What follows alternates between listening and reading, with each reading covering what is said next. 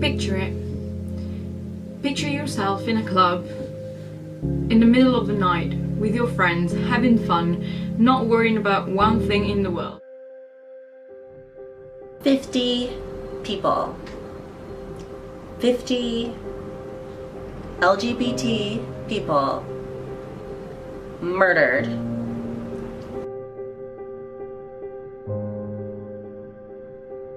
It just happened in Orlando in Florida. A nightclub called Pulse has been attacked.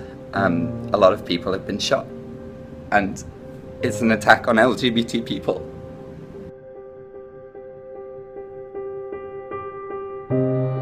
So I just woke up to what is to me, like, the worst news I've heard in a long time, because this hits home for me.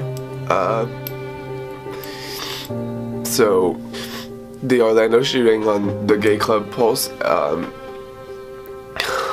like, that's just like a nightmare come true for me, and it's messed up. I'm just like so emotional this weekend, and just very sad and very scared.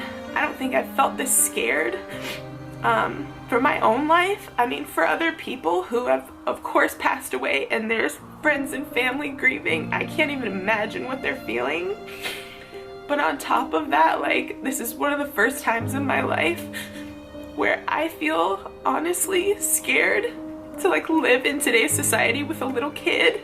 And I think that it can't scare us from going out and living our lives, but we also have to watch out for each other and you know, raise the red flag if you see someone. Picture gunshots at some point, out of nowhere, while you're just having fun, and your friends dying in front of your eyes, getting injured, people running, people screaming, scared, and someone with a gun is just killing everyone. And you're there, witnessing it, scared to death, terrified, and waiting for that hell to end. Picture a night that was supposed to be fun, and ended up like that. This is what happened in Orlando at 2 a.m. in the morning in a gay club called Pulse. And that could have been anywhere in America. Just to celebrate like equality and people being able to be who they are and love each other and just be themselves, you know? And for this crazy massacre shooting to happen a day before Pride, you know, in Florida, where they're also celebrating Pride Month, I believe. I can't imagine anything happening to my son at a daycare or a public school in a kindergarten. Like, all this crazy violence going on in the world makes me scared to even put my son in school. Like, it honestly makes me scared to take my son out of our house. I just have no words for this weekend. It's absolutely crazy, the type of stuff that is happening in our society, in the United States, in the whole world. It's absolutely horrible. It's really scary. As safe as possible, tell people how much you love them. Even if you're in a fight with them, like, never end the night on a bad note. I don't think anybody really understands the gravity, even allies. I don't think they understand the terror, the scariness, the fear about being LGBT and living authentically. I don't think they understand. Because this gay bar, okay, it was a gay bar. It was supposed to be a sanctuary. For the record, gay bars are not born out of the need to party, okay? They were literally sanctuaries for gay people to exist in, to meet people, to be okay, to be themselves in this space. Obviously, it has taken a change and it has become much more of a party environment, as is any bar.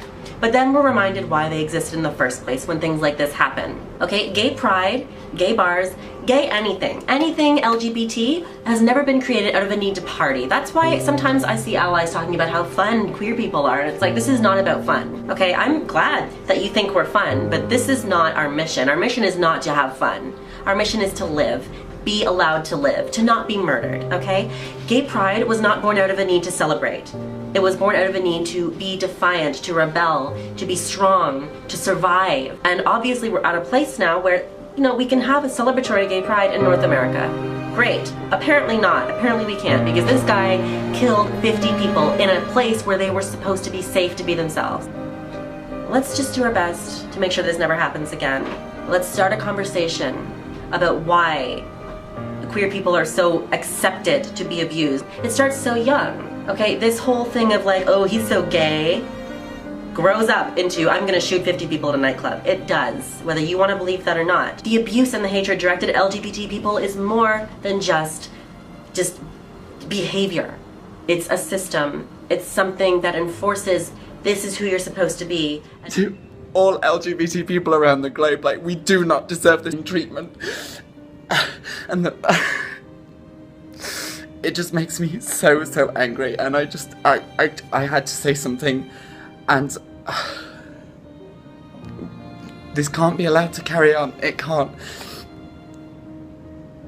But we are stronger than this as a community, so do stay strong and do stay vigilant and do stay proud no matter what. And I just really hope that one day we can live in a world where people aren't being killed because of who they are.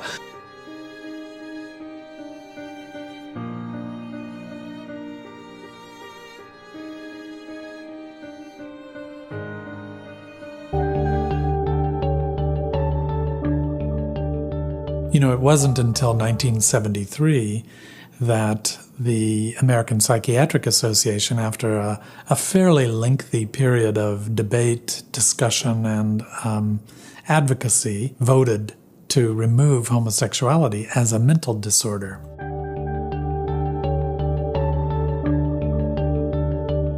Discrimination, you know, comes in, of course, in many forms, and the psychological and the social implications of those are, you know, they're not insignificant. So if you do surveys of physicians and healthcare providers about their attitudes towards LGBT people, 20 to 30% say, you know, I'm really not comfortable providing this kind of care.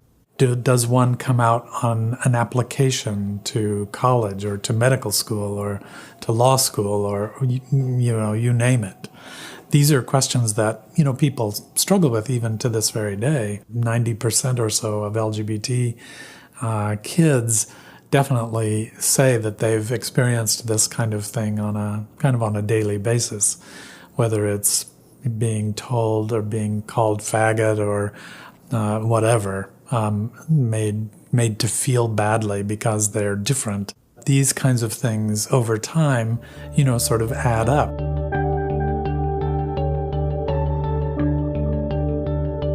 Discrimination, actual and perceived, then this expectation that develops for those events results in lower self-esteem, difficulty with relationships, difficulty with one's own feeling happy about one's own life.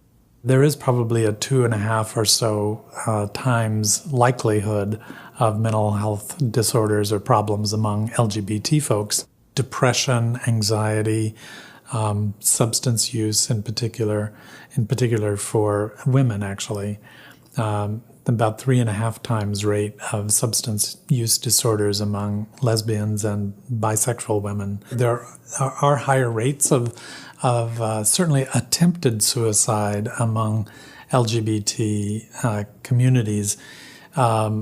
Exactly how many of those are completed is harder to know. But I could certainly say, just from our clinical work over the years, it's certainly not an uncommon kind of scenario, unfortunately.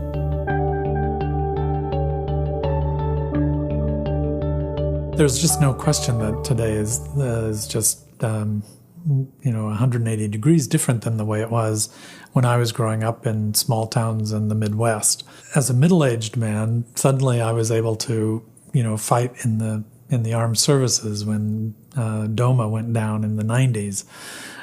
Now, today, I can actually be married in all 50 states. The fact that has happened over this period of, 50 years or so, is really quite remarkable. As those negative attitudes lessen, I can't help but think that there's going to be lesser mental health problems among LGBT folks.